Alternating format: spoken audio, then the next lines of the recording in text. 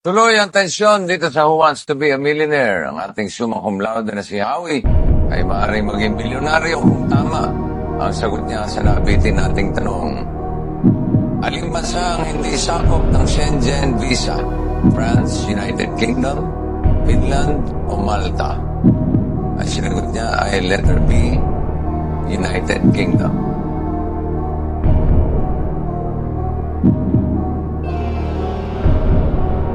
Lakas ng loob, kamo.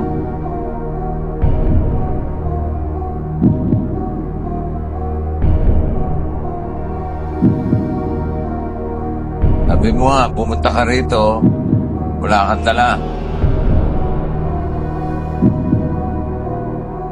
Okay na kahit na hindi 600,000, kahit 150. Eh, piliin rin doon.